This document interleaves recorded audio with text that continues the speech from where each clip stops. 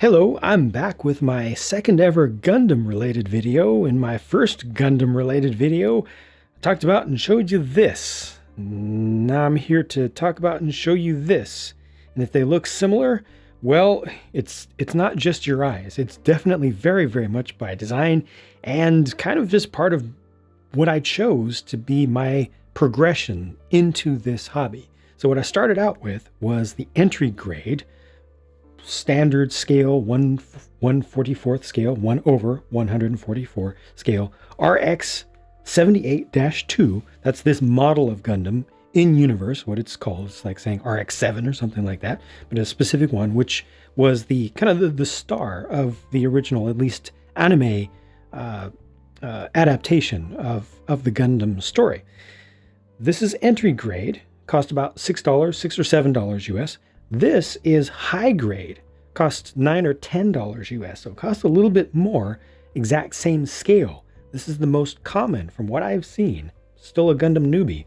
This is the most common size and also grade, which refers to both size and complexity. So this is the next level up in complexity. I wanted to start from the bottom, even though I knew I would be able to take on a high grade because they're really not that complex, and particularly this model, the RX-78-2, is not a specifically complex design in universe, doesn't have a whole lot of wings and other things attached to it, and I've built this the same way with the same accoutrement as the other one with the same gun and the same shield, but there are some additional things that were included also for the extra $3 in this one, which I will show you later on. But looks like I got one little issue right here. Needs a little bit of sanding. You see a little bit of separation in the head right there. That could definitely be done better, and that's my fault, just for from not taking enough care to get that lined up perfectly.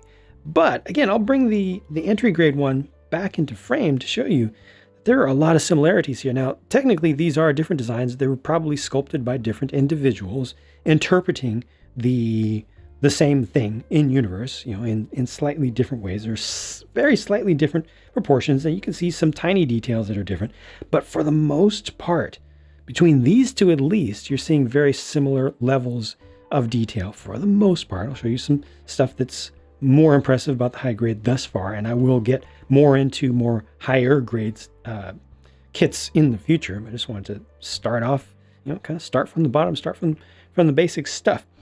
As far as how this is posable as a higher end model and everything, it still remains a very nice posable action figure, like higher end action figure. It's still technically playable as well, though as far as I know, not a lot of people really play with these per se. They do make proper action figure versions of these things as well, where it's just you basically open the package and play with it immediately. But these buildable ones are typically just posed up real nice, and they have different types of stands and things that you can buy and build. They're aftermarket backdrops and things.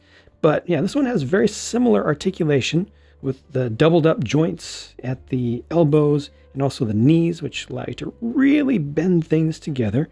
Got the ability to splay the legs in and out. Sorry about the focus there. Gotta keep my eyes where they belong, so you can do that. Down here, you've got the ability to rotate down here. Of course, this can go forward and back, and it's kind of got a double joint in there as well, because there's a second almost phalange in there to allow this to move forward and back. So you get some interesting additional motion capabilities there, as well as this little bit of guard here, which can be adjusted so that it hides much of the inner structure there. These bits have slight motion ability so that you can get them out of the way as you splay the legs around or you move the legs forward, and you keep that in nice and close and tight when you don't want that, sorry about that, to be sticking out too much. This also has the ability to rotate at the waist a bit, and you got a bit of body flexing forward and backward in the torso, so you can see how that's bending forward and back. The head is able to shift forward and back. You can do this kind of thing. Rotate around, of course.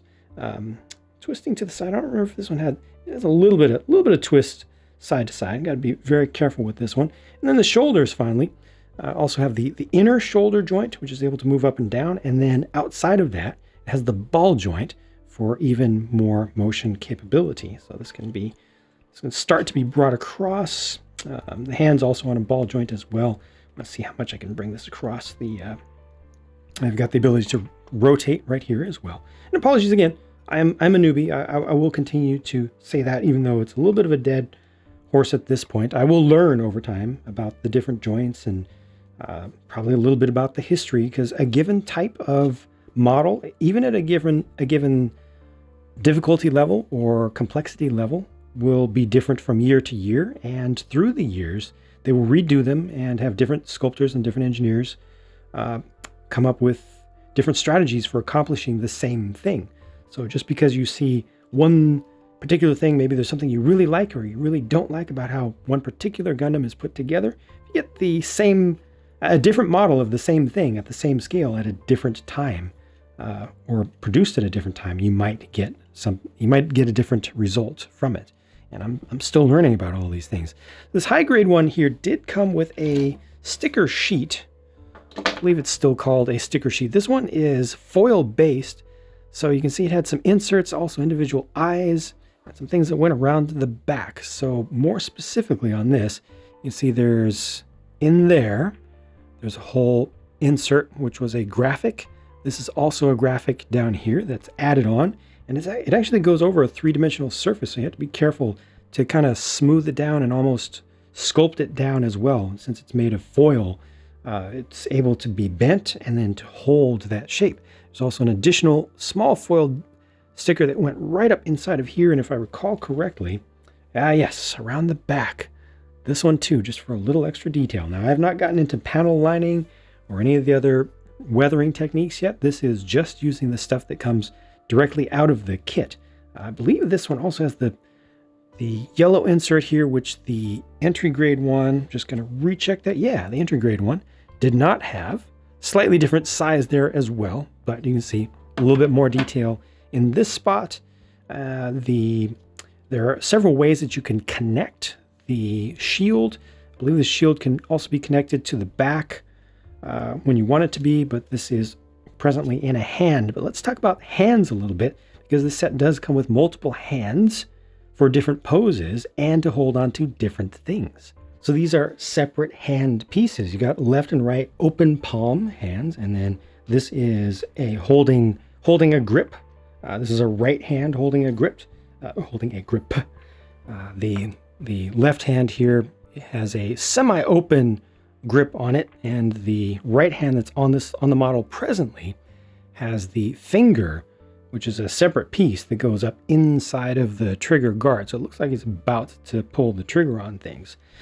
With these, so you can do, kind of balancing poses, things where, there's a lot of motion, there's a little bit of counter movement going on with the opposite limb to one that is presently striking or something. But they also have this launcher included in this set.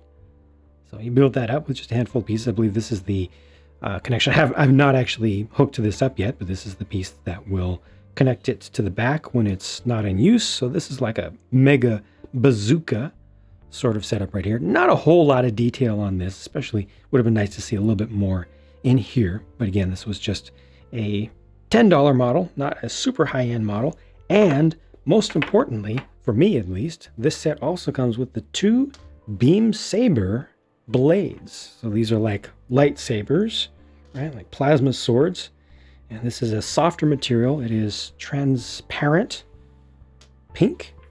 Done pretty nicely. You have to be very careful when cutting that off the sprue, because it's a softer material, and you probably don't want to use the same techniques for softer plastic as you would for harder plastic, as far as curing the spots, curing the scars where you cut it off. So for this, I just used an X-Acto blade, very sharp X-Acto blade, carefully to cut it down. Didn't do any sanding on it. There are hyper fine sanding and emery boards that you can get, but for this, I just used a very sharp knife and then burnished the edges as well, so that it would look, you can see a little bit, if you look carefully, you can see a little bit of scar there, but I'll get better over time. And the beam saber blades are intended to go into these beam saber hilts. That's what these are back here. So the Gundam would reach over its shoulders, pull those out, and then the beam would come out from that. I'll go ahead and show you how that works all together. There you go. So that's a decent pose, I think. With a single beam saber there, you can do the dual wielding thing if you want.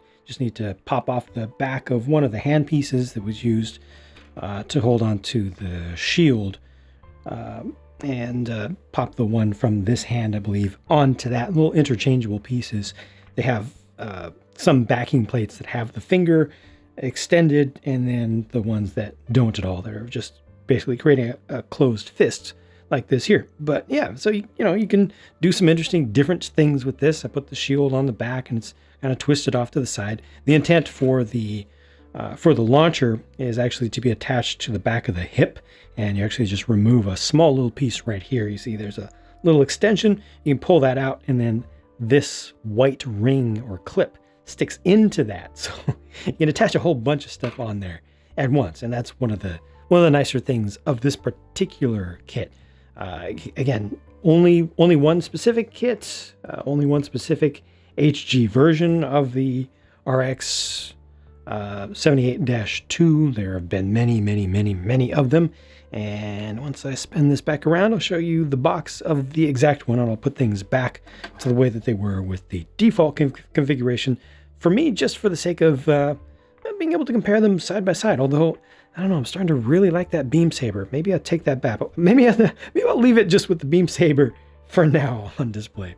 So this is the box. This is the specific one that I got. I purchased this from Target online, so target.com. And again, I think it was $9. I think it was on sale, and the original suggested retail price was $10, but I'm not sure if it's still there anymore. But you can find stuff like this all over the internet. There are a whole bunch of different retailers that specialize in them. You can frequently, that's important for you right there. You can frequently find stuff on Amazon as well, though not always at the best prices, especially if you're not able to get stuff early on in its release cycle. But this shows you everything that it came with, gives you some examples of different types of official poses from specific manga cells or anime scenes from the original official show. And for the sake of comparison, so that if you see this box on a shelf somewhere, this is the actual size. The size of the model itself. It's small, Big difference between the packaging and what the packaging suggests. But I think that's the type of thing that you just kind of learn over time. And again, also available separately. I'm not trying to sell this stuff. I'm just, sharing with you stuff that I have learned as a newbie thus far. Available are also from Bandai and also from aftermarket manufacturers are different types of stands, which will connect right in and allow you to get some action poses, stuff up in the air. And you can get those in different colors as well, including clear. I've already purchased a couple clear ones for my upcoming 1/100th scale models, which are going to be larger than this, and that's what I'll be getting into next. They also give you some suggestions of some panel lining that you might want to do to make these look even better. It's very easy to do with a Gundam marker, but there are many techniques out there, and I am not the one to teach you any of them because I need to learn them myself. And I'm going to continue to just explore this hobby and learn it kind of naturally. Again, I started out with the easy grade, not because I needed to, but because I wanted to, and I want to go through a progression. So this was my first high grade. I do have one more high grade kit. Probably won't be the next one that I build, but I have a high grade Zaku 2, also from the original series, a bad guy one. So that's going to be same size or same scale at least. So compatible scale and similar level of complexity and detail. But the very next one that I'm going to build is a so-called no-grade 1/100th scale Curios from Gundam 00, another more modern series from the mid-2000s, which I'm actually just watching right now.